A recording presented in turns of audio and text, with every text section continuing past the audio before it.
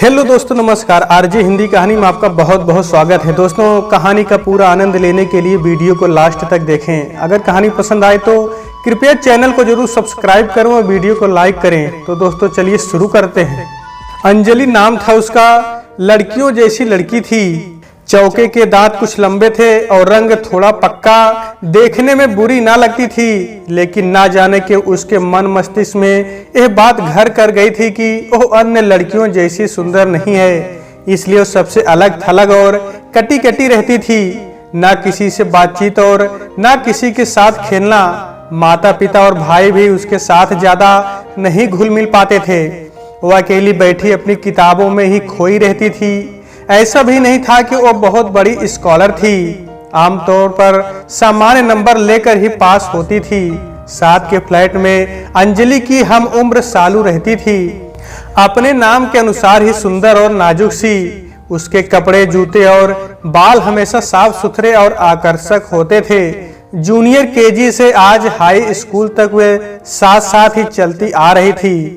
सालू लड़कियों की ही नहीं, उसके साथ के लड़कों की भी चहेती थी। जैसे जैसे शिक्षा में उसका दर्जा बढ़ता जाता था, वैसे वैसे ही उसके बॉयफ्रेंड्स की संख्या भी बढ़ती जाती थी। लेकिन अंजलि जहां की तहां अपनी गुमनाम दुनिया में ही खोई रहती थी। ना उसकी कोई इच्छा थी और ना ही भावना। अंजलि के बड़े भाई की शादी हो गई। आने वाली दुल्हन बहुत ही सुंदर और सुशिक्षित थी। घरेलू कामकाज के साथ उसमें और भी कई गुण थे। कढ़ाई बुनाई, ड्राइंग, पेंटिंग तथा अभिनय और निर्देशन में भी वो सक्षम थी। उसकी कल्पना शक्ति तो अपार थी। रंग संयोजन तथा कोई भी चित्र उकेरने में उसे देर ना लगती थी। उसने अपनी ननद अंजलि को भी व्यर्थ सोचते रहने की आदत की उपेक्षा सकारात्मक कार्यों में लगाया।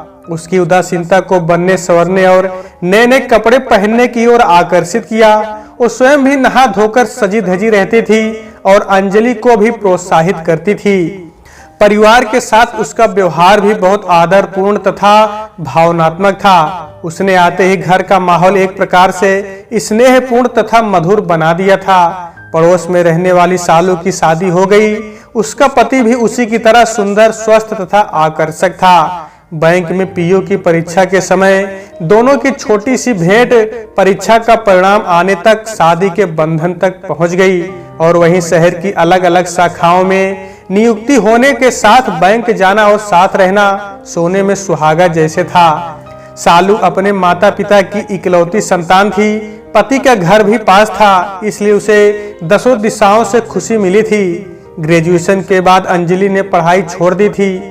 घर वालों को उसकी शादी की चिंता सताने लगी थी। उसे देखने लड़के वाले आते थे, किंतु ना जाने ऐसा क्या होता था कि हर बार निराशा ही हाथ लगती थी। किसी को लड़की पसंद नहीं आई और किसी को अंजलि ने मना कर दिया था। रिश्तेदारों के प्रयास और मैरिज ब्यूरो से भी बात नहीं बनी तो अंजलि के मन में भी यह बात बैठ गई कि उसकी शादी हो पाना मुश्किल है। यद्यपि उसकी भाभी ने अपने पति को अनेक बार प्रेरित कर प्रयास किया कि किसी तरह अंजलि की शादी हो जाए, लेकिन वो सफल नहीं हो पाई। अंजलि के घर में एक नया मेहमान आ गया था। उसकी भाभी ने बहुत ही प्यारी सी एक बच्ची को जन्म दिया था। बच्ची के आने से पूरा परिवार खुश था। अंजलि का तो वह जीता जागता खिलौना थी। बच्ची के साथ दिन रात का पता ही नहीं चलता। उसे नहलाना धुलाना, खिलाना पिलाना और उसके साथ खेलना खिलाना। जब उसने बच्ची की जिम्मेदारी संभाल ली थी तो भाभी ने भी घर का सारा कामकाज संभाल लिया। कभी कभी किचन में सासू माँ उसका हाथ बटाने आ जाती थी। गांव में मौसी के बेटे की शादी थी। पूरा परिवार शादी में पहुंचा था। अंजलि पहले भी कई बार गांव में आ चुकी थी। घरों के पीछे नारियल और सुपारी के लंबे लंबे पेड़ और उनके आसपास धान के खेत, बीच बीच में काली मिर्च की सघन खेती। उससे आधा किलोमीटर दूर विशाल समुद्र। रात के सन्नाटे में जिसकी गर्जना से नए आदमी का सो पाना असंभव नहीं तो मुश्किल अवश्य था। अंजलि को साथ लाने के पीछे शादी में आए रिश्तेदारों में से उसके लिए योग्य वर खोजना था। दीदी, हम गांव में सिर्फ इसलिए आए हैं कि यहाँ इकट्ठे हुए अपनी जात बिरादरी का आपके लिए कोई योग्य लड़का पसंद कर सके। साधना ने अंजलि को बताया था। साधना, तू मेरी फ्रेंड है या दुश्मन? तू मुझे गांव में भेजकर पूरे घर पर कब्जा जमाना चाहती है, लेकिन मैंने तो कभी तेरे किसी मामले में दखल नहीं दिया, बल्कि मैंने तो तुझे हमेशा अपनी छोटी बहन ही माना है और तेरे हर काम में साथ दिया है। अंजलि ने हंसकर व्यंग किया था। नहीं दीदी, मैं नहीं चाहती कि तुम मुझसे कभी दूर रहो। तुम तो मेरी फ्रेंड, गाइड और फायर ब्रिगेड हो। अगर हमें आपके लायक सही लड़का यहाँ मिल जाता है तो हम उसे अपने साथ ही रखेंगे। वो आपके भाई के साथ बिजनेस संभाल सकता है। आपके दो भाई बिजनेस कर रहे हैं तो तीसरा भाई भी उनके साथ काम करेगा। तुम्हें गांव में रहने की कहाँ जरूरत पड़ेगी।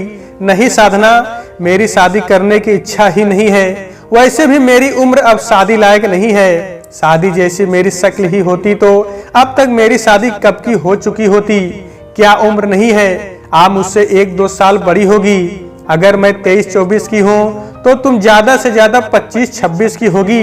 और शक्ल को क्या हुआ है, अच्छी भली लड़की जैसी तो हो। माफ करना, अभी जो भाभी आई है क्या उसकी शादी नहीं हुई है।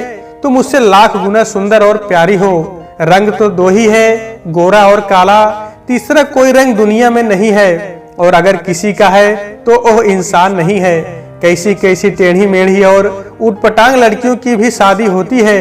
अपनी सोसाइटी में नहीं देखती कौन कितनी सुंदर है। लेकिन सबकी शादी भी हुई और बच्चे भी, सब मजे से बैठी ऐश कर रही हैं। भाभी, तुम मुझसे प्यार करती हो इसलिए ऐसा कह रही हो, वरना ना मेरा कद है, न रंग और न तेरी जैसी सूरत की कोई मुझसे प्यार करे। अच्छा, तुम मानती हो कि मैं तुमसे प्यार करती हूँ? जब मैं खुद इतनी सुंदर होकर तुमसे प्यार करती हूँ तो सोचो दूसरे लोग तुम्हें प्यार क्यों नहीं करते होंगे।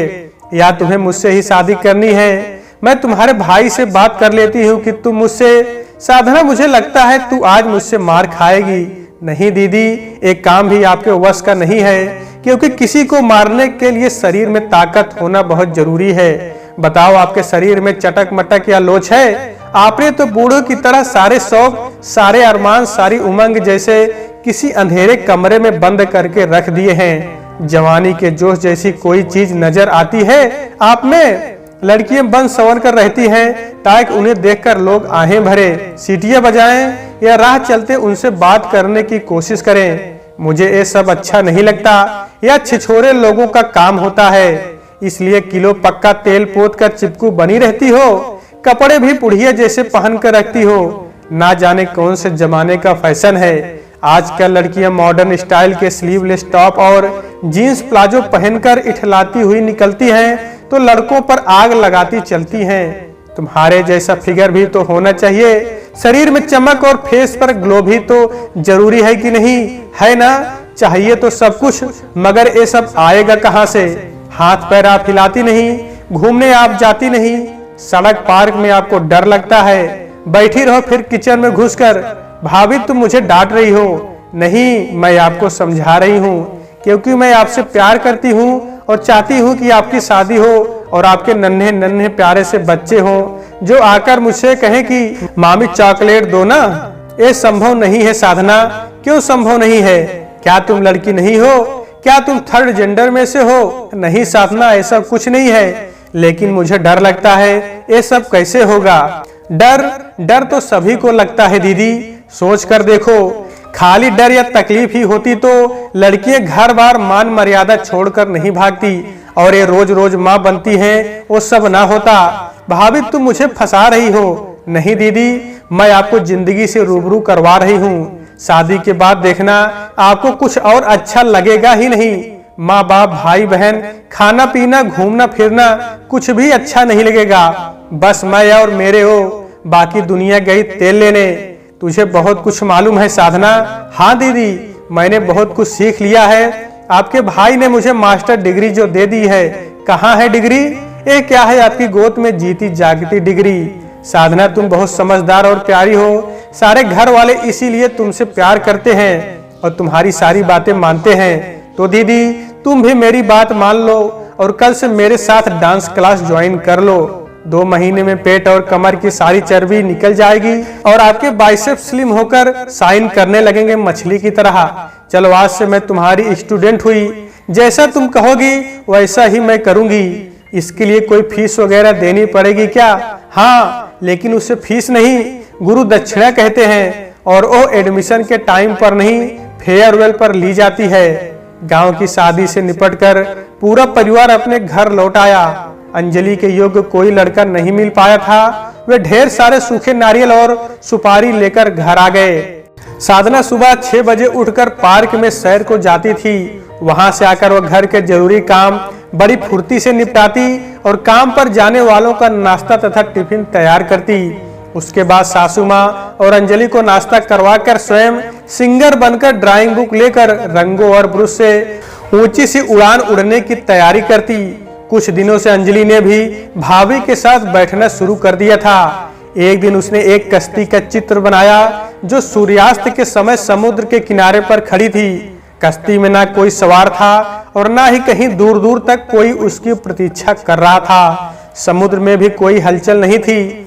चारों ओर निश्चल शांत मौन पसरा था। साधना चित्र बनाकर मुंह में ब्रश दबाए चित्र को गौर से देख रही थी। अंजलि की समझ में कुछ नहीं आ रहा था। वो भी कश्ती को टुकुर टुकुर देखने लगी। बहुत सुंदर कश्ती है भाभी, अंजलि ने कहा। है ना, सचमुच बहुत ही प्यारी, लेकिन यहाँ इतना सुनसान क्यों है? ये तुम हो दीदी, जिसे ना किसी का इंतजार है और ना ही कोई उसका इंतजार कर रहा है, इसलिए यहाँ कोई हलचल भी नहीं है। सब कुछ सुनसान निर्जीव सा है। लेकिन थोड़ी देर पहले जब तुम आई थी कितनी चहल पहल थी यहाँ। बच्चे रेत पर भागे फिर रहे थे, नौजवान पानी में अंदर तक घुसे जा रहे थे। किनारे पर बैलून और फिरकी बेचने वाले नजर आ रहे थे। नारियल पानी और भट्टा बेचने वालों की भीड़ नजर आ रही थी। उधर दूर क्षितिज की ओर देखो, समुद्र की लहरें कैसे एक दूसरे को पकड़ने के लिए ऊंची ऊंची छलांगे मारती दौड़ी चली आ रही थी। कितना उत्साह, कितनी उमंग और स्पर्धा थी इनमें। पैर उखाड़ देने वाली हवा भी कितनी तेज चल रही थी और सूर्यदेव अपने पूरे जोश में तपते और चमकीले नजर आ रहे थे। लेकिन अब सब शांत और मुरझाया सा लगता है, क्योंकि यह निर्जीव पड़ी कश्ती भावहीन और संज्ञाहीन हो चुकी है। इसमें ना कोई उमंग है और ना कोई तरंग। बताओ, हलचल हो तो कैसे? साधना ने गंभीर मुद्रा में कहा। मतलब मैं निर्जीव कश्ती हूँ, मैं भावहीन और संज्ञा विहीन हूँ। सच्चाई तो यही है, वरना आपके सामने फैला है विशाल सागर क्या इस प्रकार शांत और निश्चल रह पाता? क्या इसमें तरंगे ना उठती? क्या यह हुंकार ना भरता और छटपटा कर तुम्हें आलिंगन में भरने को अपनी बाहें ना फैला देता? क्या तुम्हें आगोश में भरकर चूम ना लेता? चुप करो भाभी, मुझे डर लग रहा है। ऐसा लगता है कि मैं पानी में खिंचती चली जा रही हूँ। मेरे कपड़े, मेरा तन, मेरा मन सब कुछ तरबतर हो रहे हैं। मुझे बचाओ साधना, मैं डूब जाऊंगी। आप इतनी आसानी से नहीं डूब सकती दीदी, तुम मेरी स्टूडेंट हो। हिम्मत करो और एक झटके से बाहर निकल आओ। मैं आपके पास ही तो खड़ी हूँ, साधना ने कहा और बाहें फैला दी। अंजलि के कपड़े और शरीर पसीने से भीगकर तरबतर हो गए थे और उसकी सांसें तेज तेज चल रही थी। यदि साधना उसे अपनी बाहों में ना भर लेती तो वह निश्चित ही वह बेहोश हो जाती। भाभी ने उसे पानी पिलाकर बिस्तर पर लिटाया और एसी चलाकर उसके पास बैठ गई। वो काफी देर तक उसका माथा सहलाती रही। भाभी के कोमल स्पर्श से उसे बहुत आराम मिला और उसे धीरे धीरे नींद आ गई। साधना उठकर अपने दैनिक कार्यों में व्यस्त हो गई। अगले दिन साधना ने अंजलि को सुबह 6 बजे जगाया और उसे पार्क में सैर के लिए ले गई। अंजलि को भी सुबह की ताजी हवा में बहुत अच्छा महसूस हुआ।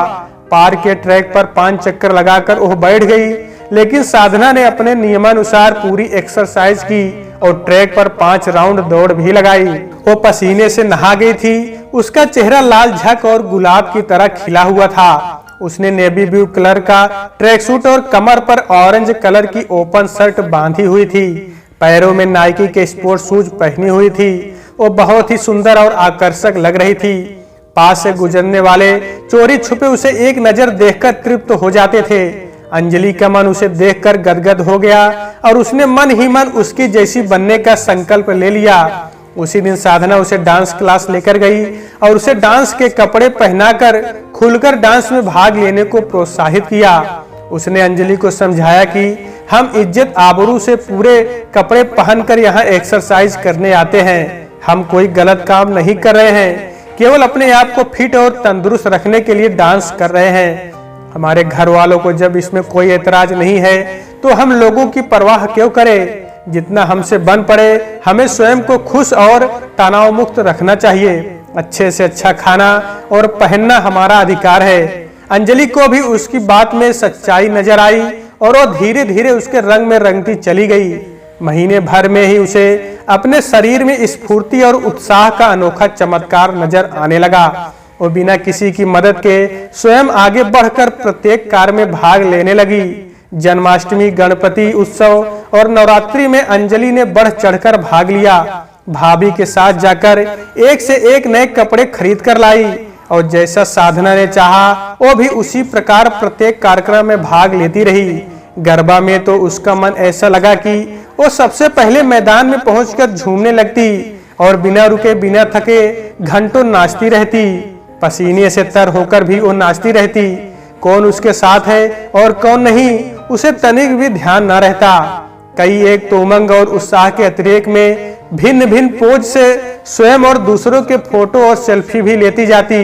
एक ऐसी ही फोटो में अंजलि बहुत ही प्यारी और आकर्षक लग रही थी। साधना ने वो फोटो उसे दिखाया तो वो आश्चर्यचकित सी फोटो देखती रह गई। उसे विश्वास ही नहीं हुआ कि वो इतनी आकर्षक दिखती है। इसका मतलब उसकी भाभी ने गलत नहीं कहा था। उसके मन में विश्वास पैदा हुआ और वो साधना की कृतज्ञ हो गई। इस बार की दिवाली आत्मविश्वास से भरपूर अंजलि के लिए एक नई उमंग, नई तरंग और खुशियों का नायाब तोहफा लेकर आई थी। गुमसुम और बुझे बुझे मन से प्रत्येक त्योहार में सबसे पीछे रहने वाली अंजलि घर की सजावट, कपड़ों की खरीदारी और मेकअप का नए से नया महंगा सामान लाने में साधना की गाइड बनी हुई थी। क्यों दीदी, इस बार दिवाली कैसी लग रही है? मजा आ रहा है ना? पर्स भर कर नोट हो, दिल में खुशी हो और साथ में तुम जैसी प्यारी भाभी हो तो दिवाली अपने आप रंगीन और झूमती गाती नजर आती है। तुम महान हो भाभी, सर्वगुण संपन्न। बचपन की सहेली सालू दिवाली पर अपने पति के साथ माता पिता से मिलने आई तो वह पड़ोस की अंजलि का निखरा रंग रूप और उसका बदला व्यवहार देखकर बहुत खुश हुई। साधना और उसकी बेटी से मिलकर भी उसे बहुत प्रसन्नता हुई। उसने बातों बातों में ही जान लिया कि अंजलि के परिष्कार की मुख्य इंजीनियर उसकी भाभी साधना ही है, जिसने उसके मन मस्तिष्क में बसे बदसूरती के भूत को भगाकर जीवन जीने का नया और दिलचस्प तरीका सिखाया। वो खुद मेहनत करती हैं और तंदुरुस्त रहकर औरों को भी नियमित एक्सरसाइज की सलाह देती हैं। ये सब एक्सरसाइज और खुश रहने का परिणाम है। वो मन ही मन साधना की प्रशंसा करने लगी। वह उसकी मनमोहक सुंदरता से तो प्रभावित भी थी। उसके पारिवारिक उत्तरदायित्व तथा स्नेह समर्पण भाव से वह उसकी भक्त बन गई। उसने उसके अनुसरण का संकल्प ले लिया। साधना की बेटी रिया 2 साल की हो गई थी। वो अपने घर में ही नहीं, मौका पाकर आस पड़ोस के घरों में भी भागी फिरती थी। गोल मटोल माँ की जैसी सुंदर और बहुत ही चंचल। एक जगह टिकना तो उसने सीखा ही नहीं था। बातें भी खूब करती। केवल एक बार उससे बात शुरू कर दी जाए फिर तो वो चाबी भरे खिलौने की भांति लगातार पटर पटर करती ही रहती। अंजलि और सालू दोनों उसकी बुआ थी और उन्हें रिया से बहुत प्यार भी था। इसलिए कभी वो इस घर में और कभी उस घर में दौड़ी फिरती थी। सालू को अभी मातृत्व का सौभाग्य नहीं मिला था, इसलिए भी जितने दिन वो माँ के घर में रही केवल रिया के साथ ही खेलती रही। शाम ढलने लगी थी। रिया अपनी पड़ोस की बुआ सालू के साथ उसके रूम में सोई थी। साधना उसे खोजती हुई वहां आई और उसे गहरी नींद में सोई देखकर खड़ी रह गई। सालू ने उसे संकेत से बैठने को कहा। वह उसके कहने पर बैठ तो गई लेकिन बहुत चिंता में नजर आई। क्या हुआ भाभी, आप इतनी परेशान क्यों हैं? सालू ने पूछा। अभी तो परेशान नहीं, लेकिन रात के लिए परेशान जरूर हो गई हूँ। क्यों, मयंक बहुत तंग करता है क्या? नहीं दीदी, आपके भाई तो तंग नहीं करते, लेकिन आपकी लाडली दिन में ज्यादा सो लेती है तो फिर रात भर नचाती रहती है। अगर ऐसी ही बात है तो रिया को मेरे पास छोड़ देना, मैं इसे संभाल लूंगी और तुम भाई को आराम से सुला देना। बात तो आप पते की कह रही हैं दीदी, लेकिन मेरे विचार से आपके भाई का नहीं, हमारे नंदोई चंदन जी का आराम और चैन देखती तो शायद ज्यादा उचित होता। मेरे विचार से आप दोनों को आराम की ज्यादा जरूरत है। हमें तो 2 साल में आदत हो गई है, लेकिन आप दोनों को अभी उतना एक्सपीरियंस नहीं है। इसलिए मेहरबानी करके इसे उठा दो। वैसे इसके दूध पीने का समय भी हो गया है। भाभी तुम छोटी होकर भी एक्सपीरियंस में हमसे बहुत बड़ी हो गई हो। तुमने अंजलि को कौन सा मंत्र दिया कि उसकी काया ही पलट गई। हम दोनों स्कूल से लेकर कॉलेज तक साथ पढ़ी और साथ साथ बड़ी हुई, लेकिन मैंने उसे कभी खुलकर हंसते नहीं देखा। और ना जाने कौन से अंधेरे में खोई रहती थी। लेकिन जब से तुम आई हो उसका रंग रूप और चाल ढाल सब कुछ बदल सा गया है। अब तुम मेहरबानी करके उसकी शादी भी करवा दो। सालू ने श्रद्धा पूर्वक कहा। तो आप क्या समझती हैं, मैंने इनकी शादी के लिए कोशिश ही नहीं की। आपके भाई को लेकर मैं मैरिज ब्यूरो गई, दीदी को लेकर उनके गांव गई, लेकिन गांव या शहर में उन्हें कोई लड़का पसंद ही नहीं आता। आप कोशिश करके देखो, आपके ऑफिस में इनके लायक कोई लड़का हो तो मुझे बताओ। मैं इनके भाई को किसी भी तरह मना लूंगी और झटपट शादी भी हो जाएगी। केवल दीदी की हाँ होनी चाहिए, बाकी सब इंतजाम हो जाएगा। मैं पूरी कोशिश करूंगी भाभी। वैसे तुम्हारी रिश्तेदारी में जिस लड़की की शादी हो रही है उसका हस्बैंड चंदन की ब्रांच में ऑफिसर है। मेरे मैनेजर साहब भी अभी तक सिंगल है। मैं कोशिश करूंगी भाभी, शायद हमारा काम बन जाए। लेकिन वो साउथ से हैं, सालू ने बताया। नॉर्थ साउथ ईस्ट वेस्ट क्या फर्क पड़ता है दीदी, है तो वे भी इंसान ही। साउथ से हैं तो क्या हुआ, कुछ दिन भाषा और खान पान की ही तो प्रॉब्लम होगी, लेकिन कुछ दिन में सब कुछ एडजस्ट हो जाता है। आप भी तो उनके साथ निभा ही रही हैं। मेरे विचार से इंसान का आचार विचार उत्तम होना चाहिए। भाषा और दूसरी परेशानियां बाद में अपने आप हल हो जाती हैं। बिल्कुल सच कहा भाभी, इंसान का चरित्र और स्वभाव ही उसे अच्छा या बुरा बनाते हैं। अच्छे चरित्र और शांत स्वभाव का व्यक्ति हर स्थान पर मान सम्मान और सबका सहयोग प्राप्त करता है। साधना, तुम बहुत ही सुलझी हुई और फास्ट फॉरवर्ड लड़की हो। तुम पल भर में ही सही और उचित फैसला करने में सक्षम हो। तुम धन्य हो भाभी, तुम सर्वगुण संपन्न देवी स्वरूप हो। काश मैं भी तुम जैसी बन पाती। शहर के सबसे सुंदर बैंक्वेट हॉल में अंजलि का पूरा परिवार आया हुआ था। उसकी कजिन की शादी थी। गांव से भी बहुत सारे रिश्तेदार आए हुए थे। दूल्हा दुल्हन स्टेज पर सजे सिंहासन पर विराजमान थे। लोग उन्हें बधाई और शुभकामनाएं देने गिफ्ट लिए कतार में खड़े अपनी बारी का इंतजार कर रहे थे। हाल में काफी गहमा गहमी और चहल पहल थी। फोटोग्राफर फोटो खींचने और वीडियो बनाने में व्यस्त थे। अंजलि दूल्हा दुल्हन को बड़े ध्यान से देख रही थी। साधना उसे एक और गुमसुम खड़ी देखकर उसके पास आई। क्या हुआ दीदी, आप अकेली चुपचाप खड़ी क्या देख रही हैं? भाभी, क्या मैं मंजू से भी बुरी दिखती हूँ? नहीं, बिल्कुल नहीं। किसने कहा? आपके मुकाबले तो ओह जीरो लगती है। बुरा ना मानना दीदी, मंजू आपकी कजिन है, लेकिन न शक्ल सूरत और न कद काठी। कपड़े पहनने का तो जैसे सलीका ही नहीं है। शायद ब्यूटिशियन ने भी कोई ध्यान नहीं दिया। वेडिंग ड्रेस का ना कलर मैच करता है और ना ही पहनने का ढंग। और कपड़े भी बेचारे क्या करेंगे, पहनने वाले का फिगर भी तो वैसा होना चाहिए। ऐसा लगता है जैसे भैंस पर तिरपाल डाल दिया हो। आप तो उसके सामने परी लगती हैं। आप इतनी प्यारी लग रही हैं कि देखने वाला देखता ही रह जाए। चलो उधर माता जी के पास चलते हैं, रिया उन्हें परेशान कर रही होगी, साधना ने कहा और कुर्सियों पर बैठे अन्य लोगों की ओर बढ़ गई। वे उधर पहुंची तो माता जी को परेशान देखा। रिया उनके साथ नहीं थी। वे इधर उधर उसे ढूंढने का प्रयास कर रही थी। अंजलि भी इधर उधर देखने लगी। उसे रिया गेट की तरफ जाती दिखाई दी। भाभी आप बैठो, मैं उसे लेकर आती हूँ, अंजलि ने कहा और गेट की ओर तेज कदमों से जाने लगी। साधना ने भी रिया को देख लिया था। वह माता जी के पास बैठ गईं। गेट के बाहर जाते रिया को रोककर पीछे से आए एक व्यक्ति ने पूछा, आप किधर जा रहे हो बेटा? बाहर सड़क पर बहुत ट्रैफिक है, उसने कहा और उसे गोद में उठा लिया। आपके मम्मी पापा कहाँ हैं? उधर, उसने हाथ से बताया। तब तक अंजलि वहां पहुंच चुकी थी। उसने हरे रंग की बनारसी सिल्क की लाल बॉर्डर की साड़ी पहनी थी और पीले रंग का ब्लाउज पहना हुआ था। शैम्पू से धुले चमचमाते खुले बाल उसकी कमर से नीचे झूलते भारी झरने से प्रतीत हो रहे थे। हाई हील सैंडल से उसका कद 4 इंच बढ़ गया था। हरी साड़ी और पीले ब्लाउज की आभा तथा माथे पर छोटी सी लाल बिंदी श्याम वर्ण उसके चेहरे में कभी कान्हा और कभी राधा का आभास दे रही थी। रिया को गोद में लिए खड़ा व्यक्ति अंजलि को अपलक देखता रह गया। रिया को लेने के लिए अंजलि ने दोनों बाहें उसके सामने फैला दी। बहुत प्यारी बच्ची है, बिल्कुल परियों जैसी, आपकी तरह। हाल से बाहर सड़क पर जा रही थी। मैंने अकेली बच्ची को जाते देखा तो रोक लिया। उसने स्पष्टीकरण दिया। साधना की नजरें उधर ही लगी थी। वो लपक कर उनके पास पहुंची तो रिया ने अपनी मम्मी की ओर बाहें फैला दी। आप इधर उधर क्यों भागते हो बेटा? मम्मा ने कहा ना कि बुआ के पास ही रहो, अकेले दूर नहीं जाते बेटा। व्यक्ति दोनों महिलाओं को टुकुर टुकुर देख रहा था। वो निश्चित नहीं कर पा रहा था कि उन दोनों में से कौन मम्मी है और कौन बुआ।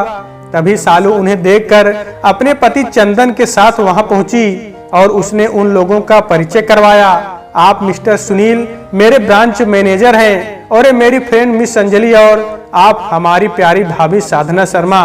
ये परी साधना भाभी की नटखट गुड़िया है जो एक जगह टिक कर बैठ ही नहीं सकती। हाँ, ये हाल से बाहर जा रही थी। मैंने इसे रोक लिया। मैंने तो इसे इनकी बेटी समझा था। दोनों का फेस सेम टू सेम लगता है। आप क्या कहती हैं सालू?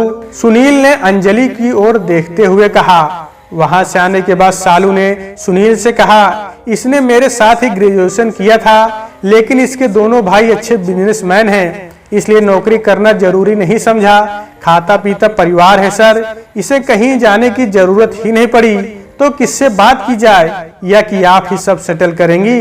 नो सर, इनका भरा पूरा परिवार है। सबसे ज्यादा हमारी साधना भाभी का मेन रोल है। उनकी पारखी नजरें दूर से ही सब नाप तोल लेती हैं। आइए मैं आपको बाकी सबसे मिलवाती हूँ। साधना ने पिछले 2 साल में अंजलि को पति की बहन नहीं, अपनी नादान बेटी मानकर पाला था। उसने उसे अंधेरी गुफा से निकालकर रोशनी में आंखें खोलकर चलने से लेकर लोगों से बात करने, उनसे आगे रहने का हौसला दिया था। उसे दुनिया में जिंदा रहने का मंत्र दिया था। आज उसकी मेहनत साकार रूप में अवतरित होने जा रही थी, इसलिए उसकी खुशी का पारावार न था। उसने अपनी सासू माँ और पति के सामने वर वधू को एक साथ बैठाकर अनहोनी को होनी कर दिखाया था। अंजलि की शादी का समाचार अन्य रिश्तेदारों को देकर सभी रिश्तेदारों को भी चकित कर दिया था और धूमधाम से शादी की तैयारियां करने की जिम्मेदारी बांटकर घर भर की खुशियों को 4 चांद लगा दिए थे।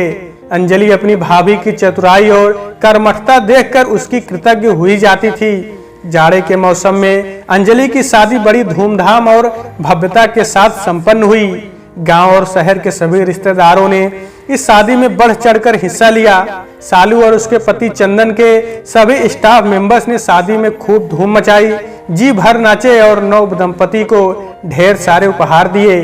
तीसरे दिन रीति रिवाजों तथा आवश्यक अनुष्ठानों के पश्चात नव दंपति हनीमून के लिए सिंगापुर जाने लगे तो घर परिवार के साथ साथ पड़ोसियों ने भी उन्हें मंगलमय तथा सुखद यात्रा की शुभकामनाएं दी। माँ और भाइयों ने अंजलि को गले लगाकर आशीर्वाद दिए। साधना की आंखों में खुशी और आनंद के आंसू तैर रहे थे। मिस्टर सुनील ने सम्मान पूर्वक हाथ जोड़ लिए और अंजलि ने भाभी के चरण पकड़ लिए, लेकिन साधना ने उसे गले लगाकर चूमते हुए उसके कान में कहा, खूब एंजॉय करना और डिग्री लेने में पीछे मत रहना। लौट कर आओगी तो पूछूंगी सब कैसे हुआ और कितना डर लगा। जाओ ऐश करो। अंजलि ये सुनते ही शर्माकर अपनी भाभी को फिर से गले लगा लिया। तो दोस्तों, आज के वीडियो में बस इतना ही। कहानी आपको कैसी लगी कमेंट बॉक्स में जरूर बताइएगा।